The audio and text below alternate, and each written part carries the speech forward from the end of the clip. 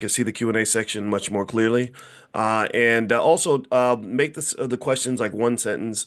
If it's a stock options question, let's save that for tonight. Tonight we're having a meeting of our stock options income training, which is at drboyceprime.com. If anybody wants to go through the fast cash action plays and all the other stuff that we're doing, which basically is really good if your goal is to make extra income. That's what we focus on inside Prime. So feel free to go to drboyceprime.com if that's of interest to you. All right. So hey Raymond, how are you? Good to see you. All right. So what I'm let me I'm gonna send out the text. I always send out a text usually to let everybody know that we're meeting. And I got 10 million tabs open, so it always takes me a minute to figure out what I was working on last.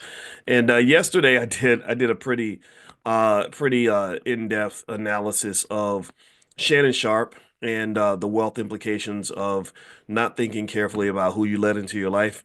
And I admit I was a little bit harsh because I kind of felt like he fumbled the ball big time. He's probably going to give away $100 million of generational wealth by the time he's done. And I'm gonna tell you the truth, I just get sick of that because there's so many good causes in the black community, so many organizations, so many people doing good works, schools that need money, HBCUs that could benefit, that could take $10 million and educate 100,000 black people with it.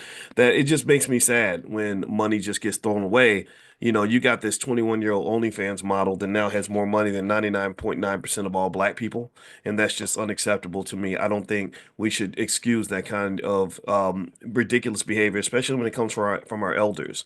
When you're talking about the OGs, so to speak, the unks. We're over 50. We're supposed to be making smarter decisions. We can't be out here just acting like dumb little 24-year-olds. I mean, well, who do the 24-year-olds have to look up to if the 54-year-olds are acting like the 24-year-olds? Do you get what I'm saying? So, it's on my channel, drboycetv.com if you guys want to go take a look at it. And I started yelling and screaming because I was so mad about it because he offered that lady $10 million. That 10 million um is she turned down the 10 million, which tells me that she thinks she can get 20, 30, 40 million. That's the crazy part, right? I think that this says um this really and the thing about it is that I heard, and just I guess I'm starting the day with a morning rant, but I heard Shannon again. He was talking about the economics that allows him to behave this way, and he says, well, I don't. People always tell me that I'm trying to do my Shannon Sharpe. People tell me all the time that you need to date your age and date your age. He said, I don't date my age. I date my wage. I date my wage. And so I guess he seemed to believe, and I'm not making fun of him, but maybe I am. He seemed to believe that because he had money, that gave him the opportunity and the right to go, or that made it somehow logically, it made logical sense to him to go and expose himself to literally a person that was in high school 3, 4 years ago. Like she spent the pandemic in her junior year in high school, I believe, if I'm doing the math right. Like literally, she was a junior in high school during the pandemic. That's how crazy that is. And so now you think about this, right? I mean, this is the part that bothers me, and it really also makes me think about Bill Cosby. Bill Cosby called me after he got out of jail. And his manager had him call me, and my mother and my mother-in-law wanted to listen on the phone because they grew up in an era where everybody loved Bill Cosby, right? So you had these two black women that were excited. I said, well, don't tell Daddy, Mama, because I know, he might get jealous. But they were excited that I had Bill Cosby on the phone, so I let them listen in, and we talked for a minute, and he thanked me for his support. He thanked me for just standing by when the world was kind of crapping on him. And the problem is I wasn't really standing by everything. Part of me was like, yeah, I stood by you because I don't think you deserve what you got. But the other part of me was thinking, what's wrong with you, Negro? Like, I don't understand this. I don't understand how you gave away, like, you got all these snow bunny drug addicts that are running around with $200 or $300 million in generational wealth because we're not training young men to have sexual discipline. Like I think that you could have got away with a lot. I got my mama listening, my mother-in-law listening, and I bet you anything that if either one of those ladies had been single back in the 70s, Bill Cosby could have went to both of their houses and and let the birds and the bees take over. I'm not judging. I don't care. My mama was married, but you know what I'm talking about. Women like this man. Black women loved you. Your wife loved you, your community loved you, but for whatever reason, all that wealth, and again, I say this without judging anybody's personal decisions. I don't care about that. But all that wealth is now in the hands of people who don't love us. People who ain't never gonna bring it back to the community, who ain't never gonna build a school in a black neighborhood, who will never start a business and employ black people, who will never build institutions for the black community. And it just really was strange to me. It's like, how do they deserve your time, but we don't? And this is the Hollywood paradox to me. The Hollywood paradox is people go off into these Hollywood-like spaces and they become absolute weirdos, and they don't understand what the most important group that they'll ever be associated with is the group that they left at home. And so then next thing you know, you get a guy like Shannon Sharpe in his 50s, making millions of dollars, has one of the most culturally influential podcasts in the entire black community, where millions of black women, I'm sure, would have been interested in going on a date with him, but yet they got to sit here and watch you transfer $50 million to a 21-year-old who don't give a damn about the black community, who ain't even old enough to give a damn, and she ain't black enough to give a damn. And that just upsets me. That concerns me because this goes back to a concept I talk about this in my book actually. I refer to this as economic maturity. If economic maturity means you understand one of the most important rules of finance. And this is something that we taught when I was at Syracuse. One of the first things you learn in financial theory is that capital should be put to its best available use. That money should not be wasted. Money is power. And when you are just throwing around, tricking it off, putting it in stripper thongs and feeding your sexual addictions with millions of dollars, you're not putting it to its most efficient use. And so what I really need you to understand is there's a connection between the financial immaturity of many black celebrities and the decline of black wealth. If most black celebrities were financially mature, if most black celebrities gave a damn about the community, if most black celebrities understood their role in society, then the black community would have hundreds of school systems that are owned by black people. We would have a couple dozen sports leagues in every sport that we dominate. We would have millions of jobs created in our community. We would have factories. We would have all kinds of industry in our community. We would have what our ancestors had with a fraction of the money. See, before integration, before they started letting you sit at those tables, for some reason everybody's fighting to get a seat at a table, and you don't even know what's at that table. You sitting down at the table eating poison, but you so desperately want to have a seat at the table that all you're thinking about is getting to the table. You're not thinking about what's happening at that table. You're not thinking about what demon you're sitting next to at that table. You're not thinking about what they feeding you at that table. You're not thinking about the fact that nobody else gets to sit at that table but you. But yet somehow because you are so enamored with this false idea that whiteliness is next to godliness, you get to the point where you just start acting weird. So when I heard Shannon Sharpe say, "Well, I'm not going, I don't got to date my age. I get to date my wage." Well, that right there sounds like a goofball statement where you think that you having money somehow gives you automatic integrity or some automatic validity. And I say this as an expert in money. I say this as a person who studied money intensely since 1989. I was the top money student on the entire campus. That was long before I got my PhD, which was 25 years ago. Or 23 years ago, whatever. So my point is to say that as a person who studies money for a living, I can tell you that one of the problems that you have is you think money becomes like a admission ticket to any buffoonery that you want to justify. Money becomes the false validation of any kind of behavior. Money becomes this get out of jail free card where you believe that having money somehow makes you a better, more successful black person, and that's just not the case. I'm not saying Shannon's not successful. I'm just saying that you have to earn that. You earn that through vision. You earn that through integrity. You earn that through helping others. You earn that through building for your people. You earn that through breaking down barriers, meaningful barriers. See, we talk about breaking down the wrong barriers all the time. Well, you broke down barriers because you were the first black person they ever hired. That ain't breaking a damn barrier. You broke down a barrier to become an employee. That means you are just a higher level slave. That means that the master took you out the field and put you in the big house, and you somehow think that being inside the big house is the same as owning a big house. No, you don't want to be in the big house. You want to own a big house. And like I was saying, I don't really care about black people getting important jobs at ESPN. I want to know about the black people who are building ESPN, who want to own ESPN, who want to, or I don't care about the actors that get jobs where, their movie gets promoted by Disney. Who's the black Walt Disney? How come they get to have a Walt Disney, but we got to have Walt Disney employees? Has anybody ever thought about that? Did you ever think about it? Do we ever sit back and say, damn, like, why is it that we always are so happy when people accept us when we've never truly learned to accept ourselves? There's a big difference between the man who's seeking acceptance and the man who has accepted himself. The man who's seeking acceptance is following others around. He's a follower. The man who has accepted himself is a leader. He is a person that has the vision to see something. See, let me tell you, speaking of Walt Disney, these are the people that I study because I like to study where empires come from. And I can tell you right now, culturally speaking, you don't have the skills to build empires. You have to give that to your kids. But anyway, when I was studying Walt Disney, they were saying something like, Walt Disney becomes this big company worth several $100 billion, and somebody said it's a shame that Walt Disney never lived to see Disneyland. And then somebody said, no, he did see Disneyland. That's why he's here. Do you get that? He saw it. He saw something that didn't exist. He had a vision, and he implemented and executed his vision.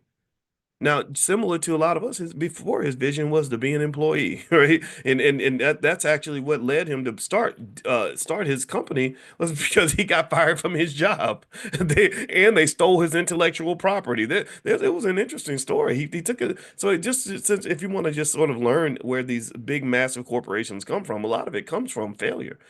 Almost every superhero has a really horrible origin story. So Walt Disney's origin story, at least the way I read it, was he was a really good employee, like a lot of you are in here right now, and he was great at his job. He just didn't see his worth, and so his company calls him from New York, and they say, "We want you to come to New York because we want to have a meeting with you." Well, back at that time, they didn't have airplanes, so he had to get on a train, and he got on the train. It took like a week to get across the country. His mother was with him, and so they take the train all the way from California out to New York, and he gets to New York, and he's thinking they're going to give him a big raise and a big promotion. Instead, he got fired.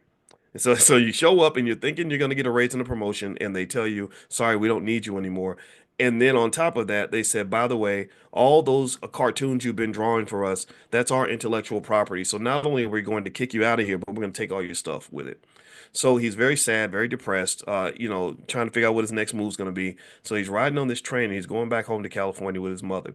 And so he sits there and he gets inspired and he starts drawing this little mouse. And he tells his mother, "I have an idea for a new character." She says, What is it?" He says, "It's a mouse." And she says, What are you going to call him?" He said, "I think I'm going to call him Mortimer Mouse." And she goes, "No, that's too complicated. Just call him Mickey." And that's where Mickey Mouse was born. And Mickey Mouse, I'm willing to bet you that to this day, how many of you have children that know about Mickey Mouse or have ever bought something related to Mickey Mouse apparel, went to Disneyland? Anybody in here? Let me see here. I'm really curious. I mean, this is the type of stuff that I want you to know because business school doesn't just start in a classroom. Business school starts in your soul. Business school starts in your culture. Business school starts with your mindset.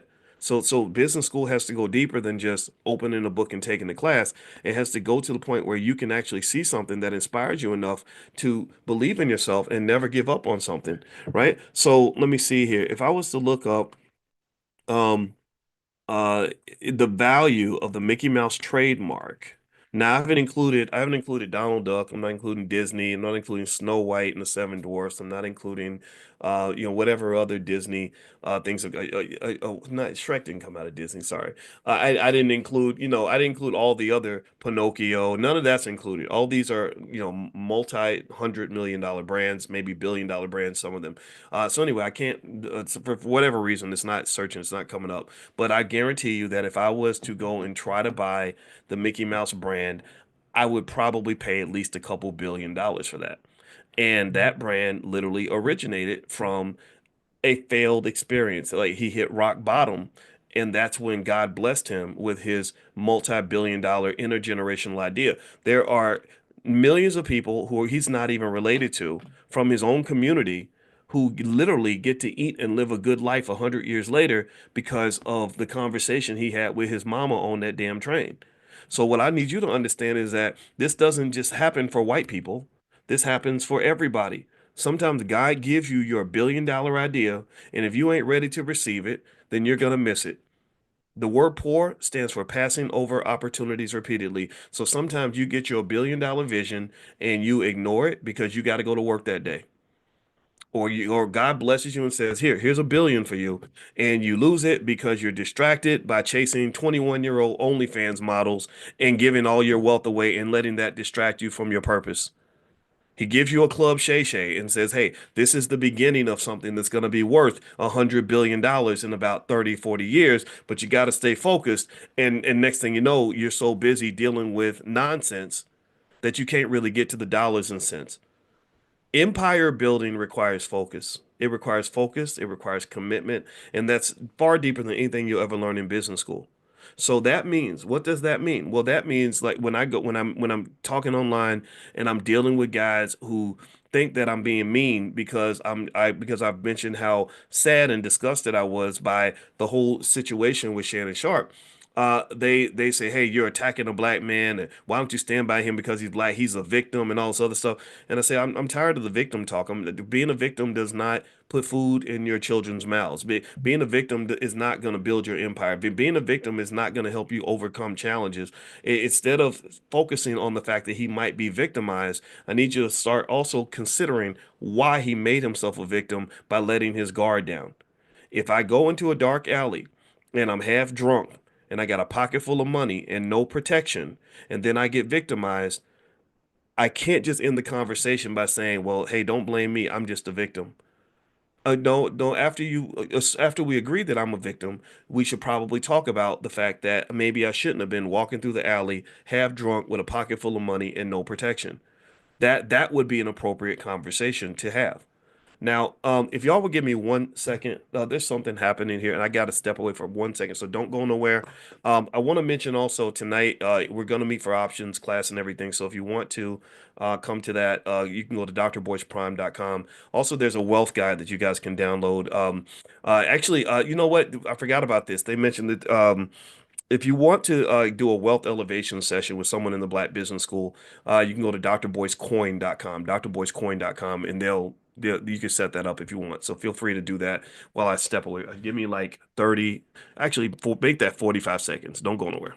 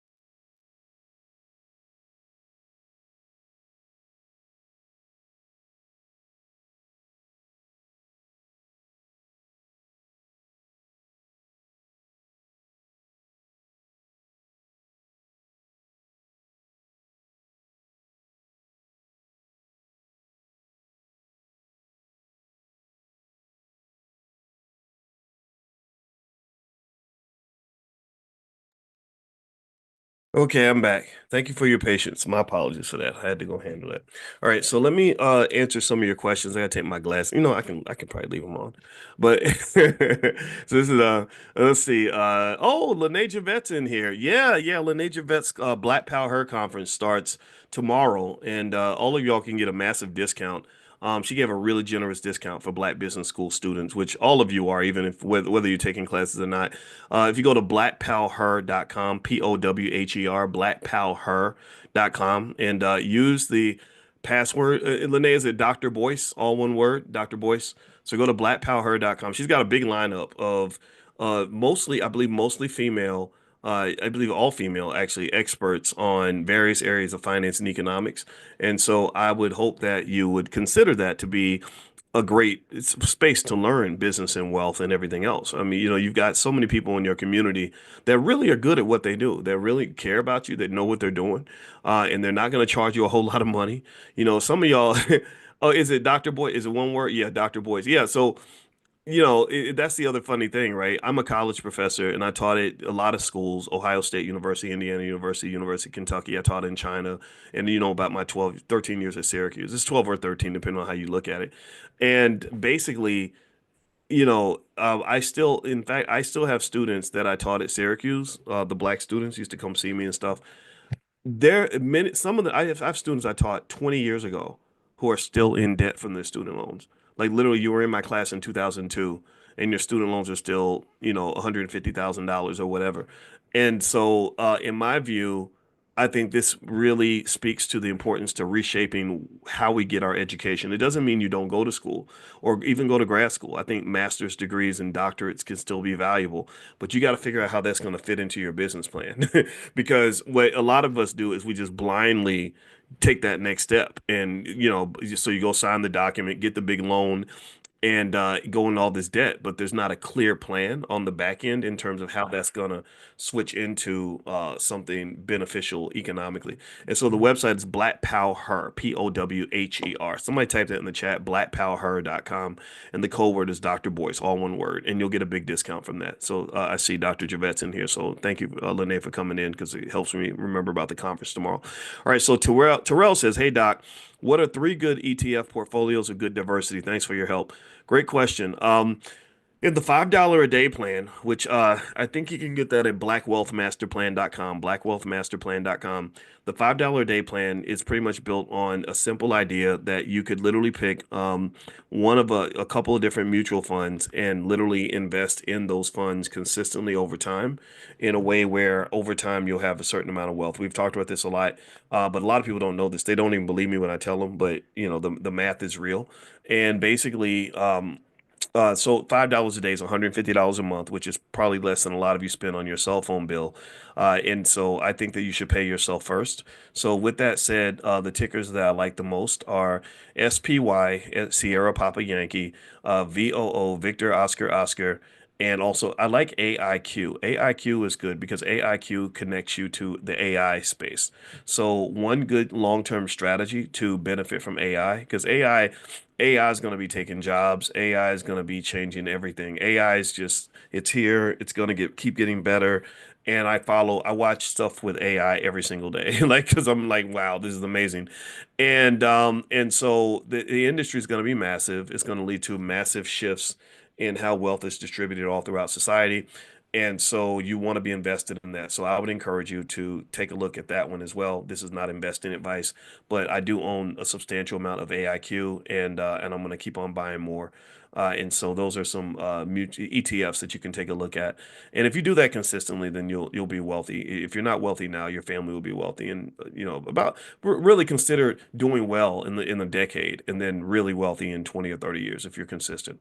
All right. So who said degrees mean nothing? Did you say you graduated from Northwestern? That's crazy. Let me see. Let me see. Who said that? Hold on. Hold on. I missed the comment. Um, let's see. Boyce is a beast. I saw him dancing in the toy box with a white lady. Yeah, that was yeah, I put that on my Instagram. I called it the Sugar Daddy Starter Pack. And they made it look like me, but that wasn't the goal. It's I'm not bad with the AI, but I was like, damn, y'all think I'm out here chasing snow bunnies. That ain't me. No disrespect to white women. I just never was attracted to that anyway. I just because why would you go find other women when you have the most beautiful women on earth in your own community? Don't nobody look like a black woman. Black women are extraordinary. Like, I was mentioning this from a wealth perspective. I said only a black woman can produce a LeBron James. Like only a black woman can create a Michael Jordan or Shaquille O'Neal. No, there is no white Shaquille O'Neal. There's never been a white Michael Jordan. There just isn't, right? So black women are special in so many ways, right? But anyway, yeah. So I'll share this with you. But I called it the Sugar Daddy Starter Pack, and I was just being goofy. That's another side of my personality that probably is an embarrassment to everyone around me. But here it is. Can y'all see it? So you can see it. Let me see how I play it. So it ends up looking like me, but that's not intended to be me. But yeah, and so the Sugar Daddy Starter Pack. This is for our good friend Shannon. So the Sugar Daddy Starter Pack includes a vial of Viagra to keep the magic alive when the body's trying to clock out early, a Bluetooth earpiece for answering calls from your accountant, his wife, or the Lord, all hands free, Uh, a gold chain of delusion, which hangs proudly over a sunken chest, convincing both parties that this is really a love story. The new teeth starter kit, because young girls don't want kisses that sound like maracas.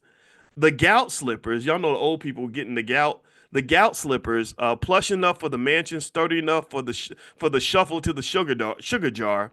Now the baby girl add-ons are lashes by the pound, one blink and your rent's paid. Designer bag GPS, just in case she forgets which Bentley she left it in.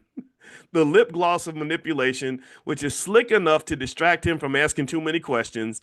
The yoga pants of promises, tight, bright, and one squat away from a shopping spree, and the backup charger for keeping both her phone and her ego alive past midnight. So there we go. That's the sugar daddy starter pack. So anybody out here trying to be like an old man chasing little babies and stuff, that might help you out. That's we're here to serve and support whatever your delusional initiatives might be. You ain't gonna see me up laying in bed with no 21-year-old. Come on, man. I ain't wanted a 20-year-old 20 I ain't wanted to be with a 21-year-old since I was 22. All right, so anyway, let me read more of your questions. All right. Let's see here. All right, focus boys. All right. So if I borrowed against my life insurance, is there a set time to repay it?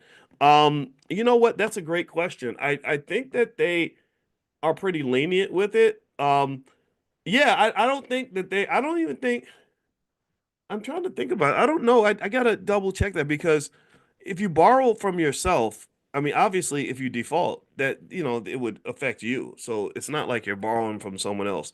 So in a lot of these index universal life policies and the whole life policies, they have that component, the cash value component, where they say that lets you be your own bank and you can borrow against it. Or even if you have things like 401ks or 403b, you can anytime you have assets, you can borrow against it.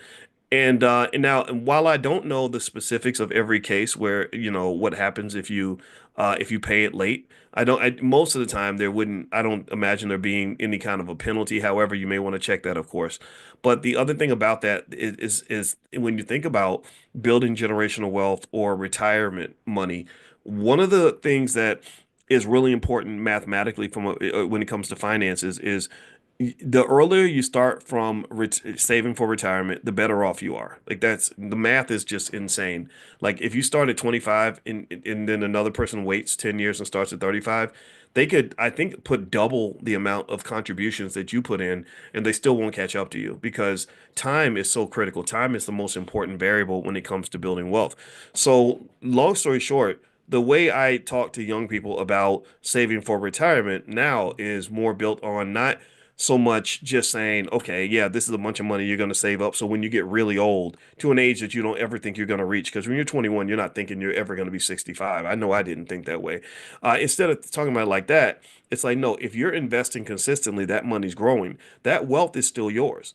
The government may penalize you for taking it out early, but it's still yours. You may have to pay taxes if you take it out early, but it's still yours. You can borrow against that. That's what wealthy people do. Wealthy people buy, borrow, and die. So they just buy stuff, accumulate it, and then they don't sell what they own. On average, they tend to borrow against it, and then set up these insurance policies to make sure that they can pass the wealth on in a certain way. And so basically, that capital base is critical because what is missing, we were falsely led. We were lied to. They lied to us and told us that the most important thing that a black child can get is an education, which is important if you want them to get a job, for sure. Really the most important thing a black child can have is a capital base. And that's just some set of assets that they can use to help them out if times get tough. That means, that might mean real estate, it might mean stocks, it might mean intellectual property, it might mean something else, a family business. People that have a capital base are financially secure. So like circling back on the whole Shannon Sharpe conversation, I think he's going to be fine because yeah, ESPN might if they let it, they might let him go. I mean, Disney owns ESPN. That's a family friendly company. I don't think they really want to be deeply associated with a guy that's got these crazy stories out about stuff that he's doing with people's butts and you just nobody want all that with their family company. So he'll probably get released. But that doesn't mean he's dead. He does own Club Shay Shay. And I think the community will forgive him for whatever transgressions he's had. He's probably got other ventures that he owns, and I think that's what's going to protect him. And that's why I tell you that if you have a child, especially a son, you have to teach him these things. Like use these situations as lessons. Like really, study it and just come back and say, what did we learn from this? Right? Like, you don't just make the same mistake somebody else made. There's a loss that occurs, but it's what I call paying tuition in the school of life. So they always say that a wise man learns from his mistakes, but a really wise man learns from the mistakes of others. What mistakes were made and what can you learn from this? All right, so let's see here. Any idea why IONQ trading is halted? I did not know it was halted. I'm going to check into that because I was researching IONQ this morning for our class tonight. I'm going to put it in the moneymaker grid. So I don't know why. I imagine it was probably halted because maybe the stock price went up a lot.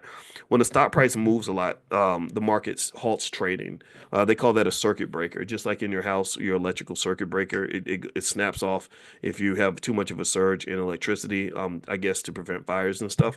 Or also in relationships, if you get married, you need to have a relationship circuit breaker so that if you get into too bad of an argument, you stop right there and like go to your neutral corners for a little while so you can calm down. Dwayne Williams, did Trump double cross Zuckerberg by taking his money and DOJ still breaking up Facebook? He might have because Zuck was, yeah, Facebook has had a storied history in terms of dealing with politics. Remember, they took Trump's page down while he was president of the United States. That's going to cause you some problems. You better hope that he never becomes president again, because if he does, oh, he's going to come get you. And he talked for years about putting Mark Zuckerberg in prison, and he probably could do that now. So when Trump got reelected, Zuckerberg was kissing his butt. He went to Mar-a-Lago to make donations to his inauguration fund, and a lot of these CEO billionaires did that. And I guess he was hoping that the Department of Justice would drop their investigation, their antitrust investigation into Facebook, and apparently they didn't. But just because they continued with the investigation, that doesn't mean that they're actually planning to do anything with it. A lot of times, for example, they'll bring the billionaire CEOs in front of Congress for a hearing, and they'll ask them a bunch of hard questions and try to embarrass them, and then nothing will come of that. It's kind of like an Al Sharpton rally, right? You march and you pray and you demand justice, and then everybody goes home and nobody has an action plan afterward, and nothing happens after it's done. I think they kind of do that in Congress, honestly. Let's see here. I'm always impressed by the movies you've helped produce. Okay, well, thank you. Would you ever consider working with Dane Calloway on a movie telling the truth about the Underground Railroad, how we were lied to in the schools and change the narrative, maybe even sell it to Hollywood and get a deal like Sinners? Um, well, first off, I respect Dane Calloway. Ice Cube actually told me about Dane Calloway. I didn't know who he was. He sent me a Dane Calloway video, and I was like, oh, okay, this guy, he seems to be interested in history and he does a lot of interesting stuff.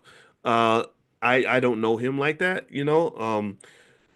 and also, honestly, I'm kind of like I really am not interested in like doing more movies. We've made a lot of movies. We made Democracy, a Black American Horror Story. We made movies about Black Love, the Black Love Blueprint. We made Resurrecting Black Wall Street, part one and part two. We've done some other projects too. And also there's a really good film by what's his name? I should know his name. But it's the something code. But it was so good. I can't remember the name of the movie. If anybody remembers, let me know. I supported this brother in his film. Gosh, I hate the fact that I can't remember. I want to say his name, but his name's not coming to me. Neither is the name of the movie. But it was basically about the codes of race, the melanin code. Thank you, Lene. Thank you. You saved me. The melanin code. And the melanin code is a really good movie. And actually, I want to watch it again on like a black movie night. And that movie's just amazing in terms of how he broke it down. There's also B1, the movie by Dr. Rick Mathis that we helped produce as well.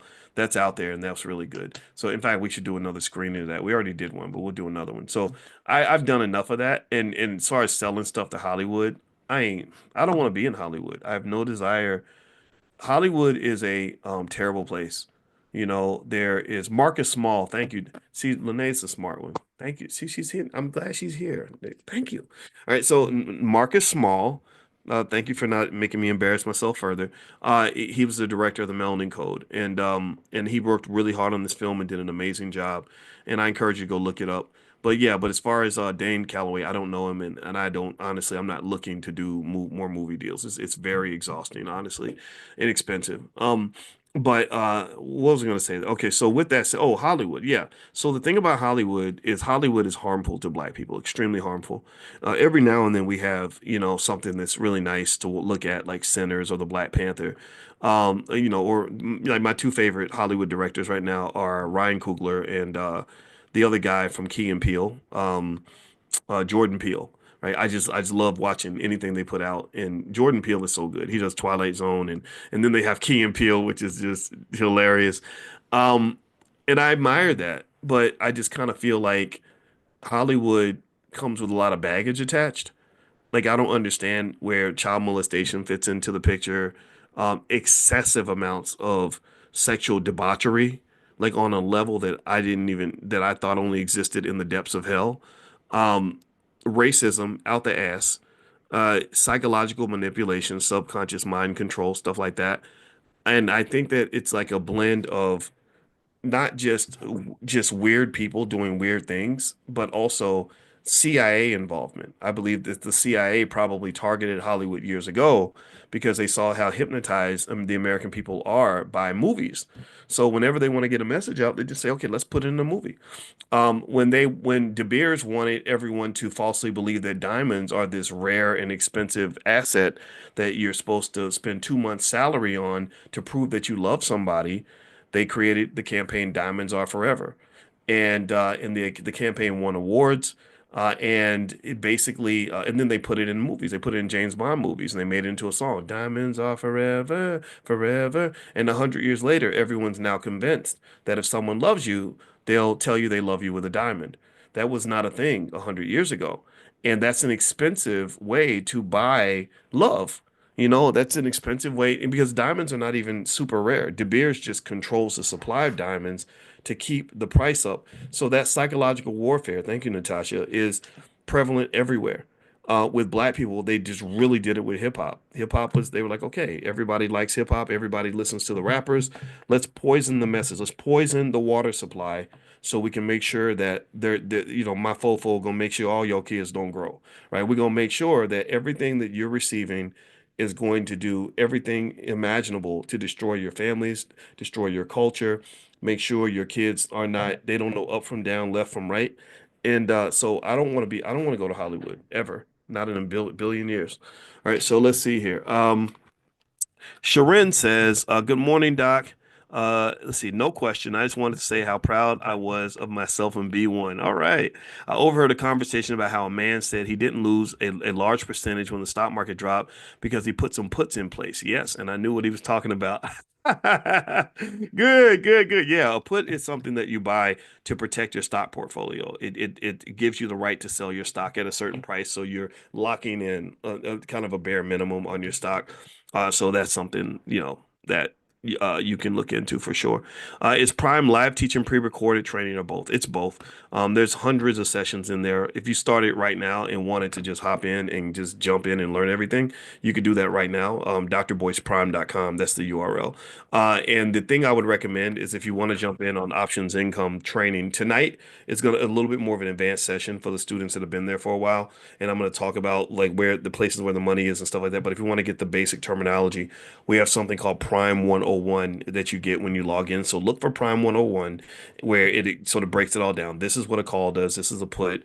This is how you sell the call, how you sell the put. This is how you combine the strategy, stuff like that. Because options at first can seem a little bit intimidating, but really actually when we break it down, what you realize is that you've always known what options are. It's just you have to take what you know about options, which everybody knows what options are, and apply that to stocks. That's it, right? And stock options are a great way to make money.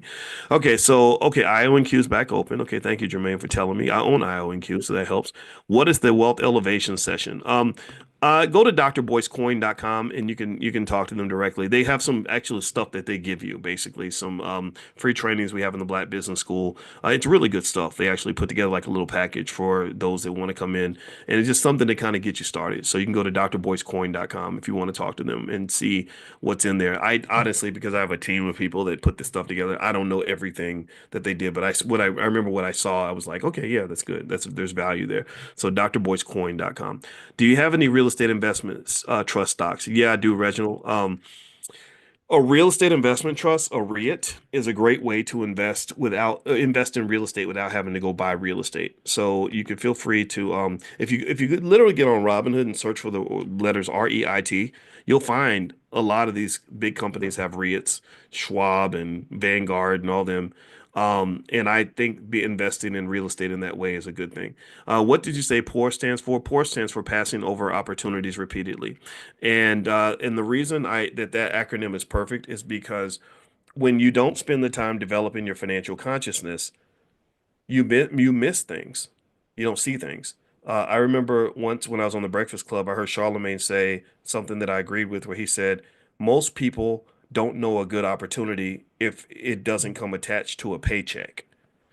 And what that basically translates to is that people can only see wealth if it appears in certain forms, right? Or they can only see opportunity if it comes attached to something they understand, like a job application or a briefcase full of cash. But wealth appears in a lot of different ways. Why do you think that there are wars all around the world where they're fighting over control of a certain mountain or a certain region of property?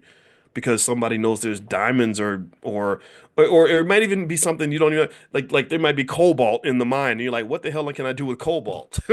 Right? So you got to have awareness to understand, no, this can be sold to automobile manufacturers and people that make batteries and whatever. That's why you have these militias fighting over control of the cobalt mine, right? So basically, training in economics should be just essential for every child in our community, and we have to do it. We should be doing it. I don't care about other people implementing it. I don't care if they put it in the public school system. We are the ones that are supposed to do it. We have the tools. We have everything that we need except for the desire. So passing over opportunities repeatedly is the annoy. See, here's the thing. They say education is costly, but ignorance is 10 times more costly than that. Because if you don't know what's going on, you're going to miss million-dollar opportunities that will come right in front of your face because you weren't trained to sort of see wealth in all of its forms. So that's why the word poor, standing for passing over opportunities repeatedly, is so appropriate.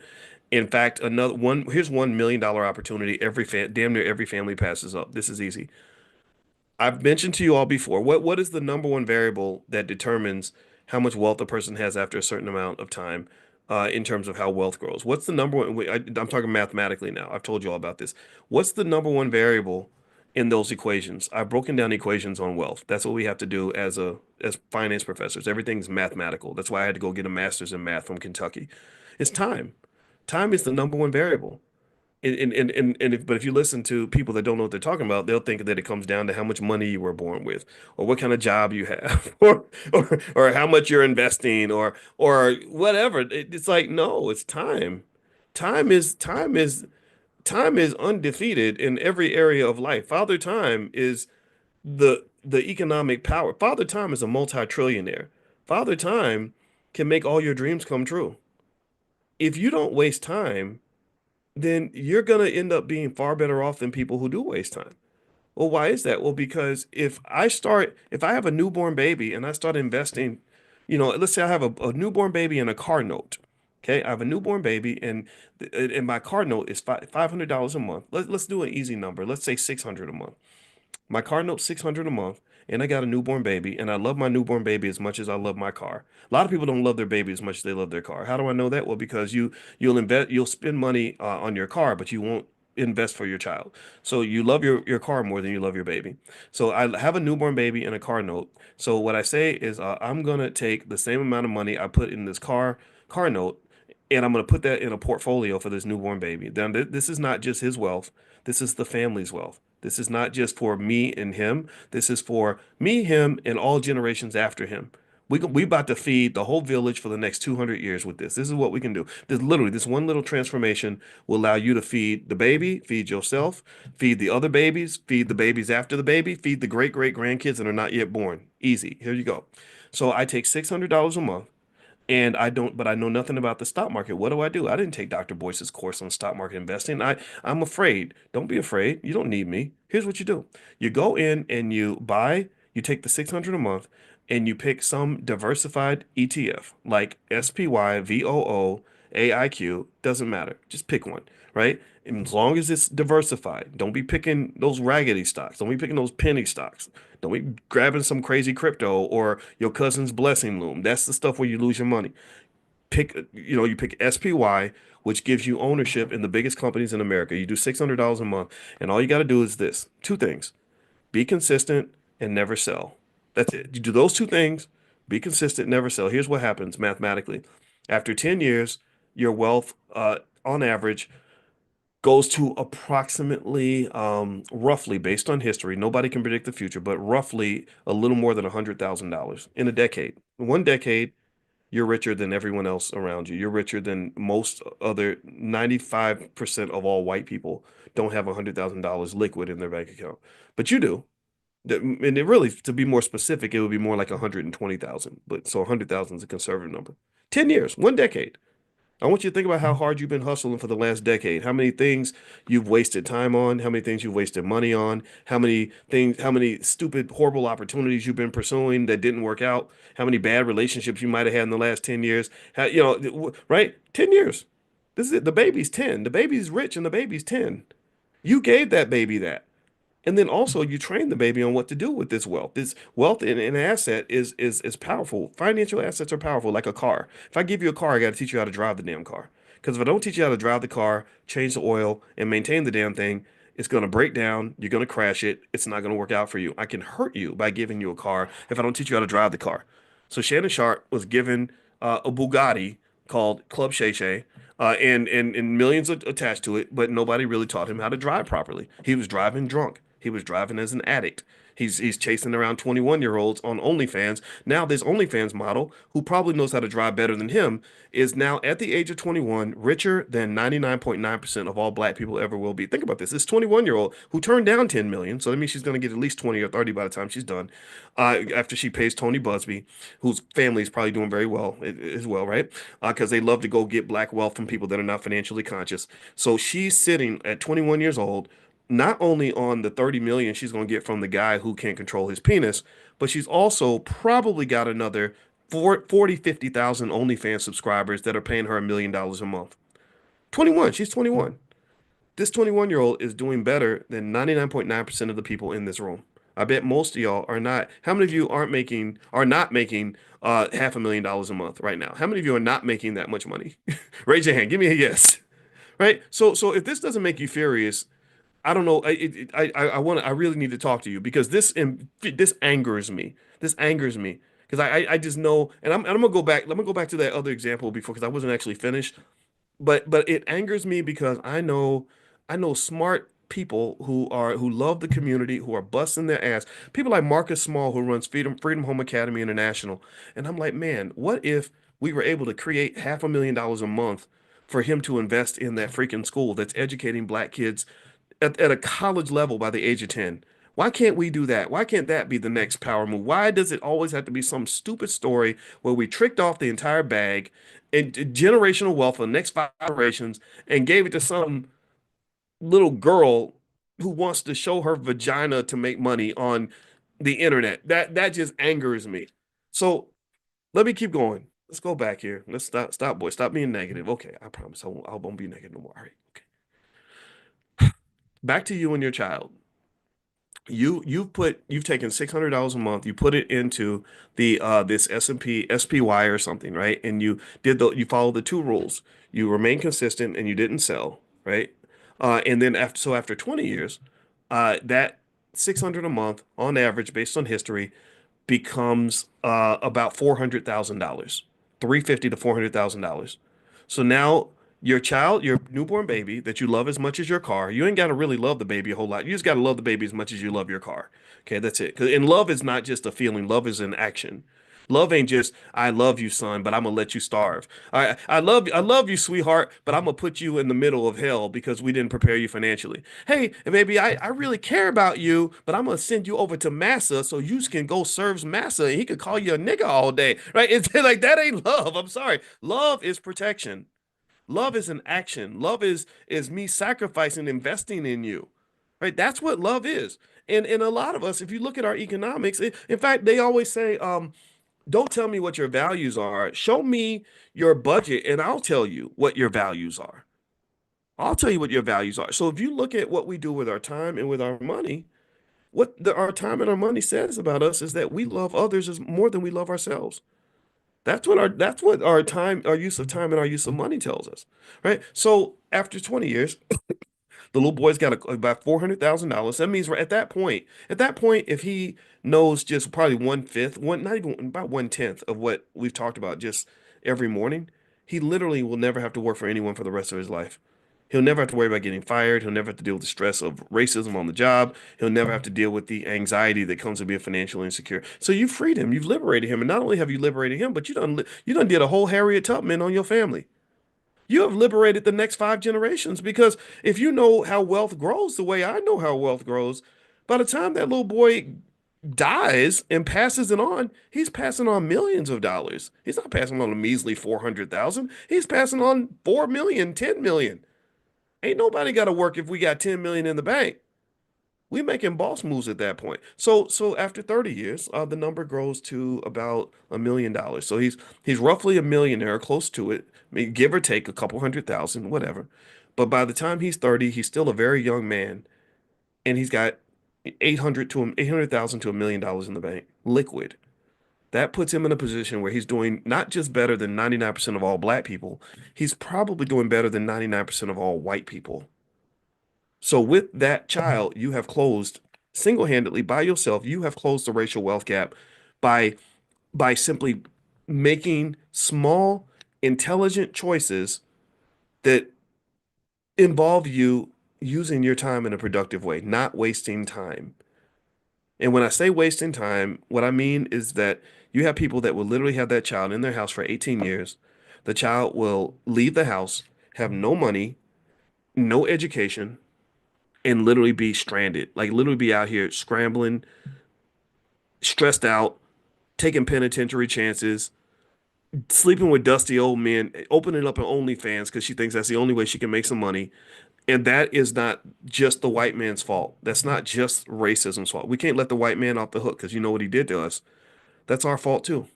As conscious black people, when we choose not to act, it is our fault when our children are suffering because we chose not to prepare. All right, let's answer a few more questions before we finish up. Sharif says, "Good morning, Dr. Boyce. Would QQQ make the $5 a day list?" Yeah, QQQ is great. That's on NASDAQ. It's higher tech. It's a little more volatile, but yeah, I think QQQ is fine. Barbara, what do you watch regarding AI? I watch everything. I just follow a bunch of people on Instagram, and I just spend the whole day consuming information. I think knowledge is power, but it's also helps that what helped me about going the route that I did educationally was that I was in a space for a very long time where the smartest person had the most power. So I just knew I had to study nonstop in order for me to be able to control my environment or have opportunities to improve my positioning in the world. So, and I was dealing with people that were really, really informed on a lot of topics. So you never were satisfied. Like you never said, "Oh, I'm the smartest person in the room." The first thing you learn when you get a PhD, in my opinion, you should learn is how stupid you are, how little you actually know. Anybody who brags about how much they know doesn't know very much, in my opinion. So because the universe of what we know versus what we don't know is vastly different. You know, there's a lot more out there that you don't know than you do know. So if you're smart, in my opinion, you take in information. Stop just talking to someone. Like I teach because you guys, encourage me to do that, and I'm helpful to you in that way. But at the end of the day, it's like I'm a guide to help you maybe see things in a way that you didn't see before. But really, I encourage you if you really want to be prepared and you really want to fight your demons, fight the racism, fight whatever, solve problems, just take in information and then also work backward from the goal. Like they call that backward induction in mathematics, where you say, what is my goal and how do I talk to people that actually can help me accomplish the goal? Like don't just learn stuff just because somebody told you to learn it. You learn it because it helps you solve an important problem in your life, but that requires self-awareness, where you got to literally sit down and look at your life and really think about like, okay, what's really bothering me? What am I trying to figure out here? Okay, I'm trying to figure out how to have some more money, trying to figure out how to have a healthy relationship. Okay, got to go read some books on that. Trying to figure out how to get my mental and physical health together. Got to read read some books on that, right? So you study the things that are relevant. Education should be relevant to the things that matter to you, in my opinion. All right, so let's see here. Sonia, Dr. Boyce. Oh, yeah, all right, okay, I already answered that. Let's see. Tara says, Dr. Boyce, is Big Lots a good long-term investment since they're making a comeback? I don't feel like it is. I don't like Big Lots, but maybe there's something there about the company that I don't know. But I'm not a big fan. I kind of feel like those big box stores are kind of going to suffer. J.R. Fuller, now Walmart and Amazon, they're going to kill it, and Walmart's actually trying to compete with Amazon. So I kind of feel like there's something there, but I don't feel like Big Lots is a player there. Just a suggestion. Can you not suggest that things happen from an entity outside of ourselves? Just a suggestion. Can you not suggest that things happen from an entity outside ourselves? I'm not sure what that means, JR. You got to explain that to me a little bit. Vincent, does it make sense to buy fractional shares? Yes, because you don't have to have enough money to buy even one share of stock. If you see a stock that's like $900, you don't have to put up $900. Fractional shares, you can put up $20. Just like Bitcoin. To buy Bitcoin, you don't have to buy a whole Bitcoin. A whole Bitcoin is, I guess, over about $100,000 now or something like that. You don't have to buy a whole Bitcoin. You can buy $30 worth, and you still get exposure, and it works. Bitcoin's a great investment, by the way. I think Bitcoin's going to do really well. Let's see here, Nicole. No, there is no time span to pay it back. Oh, you're talking about the insurance thing. There's no time span to pay it back. If you cash it out, the amount owed will be deducted. Yeah, okay, that makes sense, Nicole. Thank you for that. Yeah, so basically, if you're borrowing against yourself on an insurance policy, this makes sense. If you don't pay it back, they'll just take it out of your policy. So that's kind of what because the collateral's there. And when you have collateral, that takes away the need for like credit checks and stuff like that. And also on some of the platforms, like I know Robinhood, they have a credit card which is actually a really good credit card, and they'll give you more credit because you have collateral because they know where your money's at. They know where you live, so to speak, and so they don't have to worry as much about credit and all that stuff. Terrence, what are the steps to borrowing against your stocks, and what's the minimum amount of stocks you need to own in order to borrow against it? Well, you can do margin, which happens directly inside apps, Robinhood, E-Trade, all of them offer margin, or you can go to a bank and just show them what you own and see if you can borrow against it that way. And each bank will have its own procedure. Dana, do you have any plans to do any more workshops for AI? Yes, we do. We're actually putting together an AI workshop soon with Micah Smith. She talked to me about that this week, so I'll let you guys know. You'll be the first to know.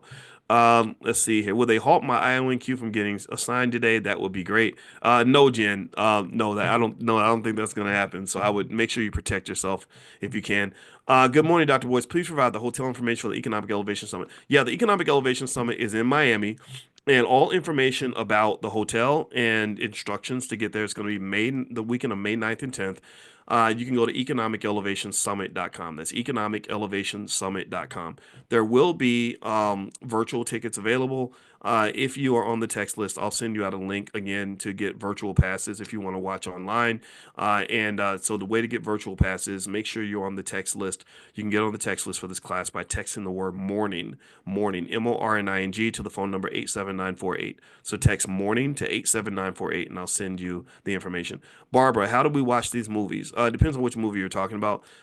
We'll just do a screening of the Melanin Code. I talked about Marcus Small about it, and he agreed to do it, so we will do that. We already did B1, the movie. If you email support@theblackbusinessschool.com, they can show you where you can access the films. I don't know, I have that right in front of me, but support@theblackbusinessschool.com.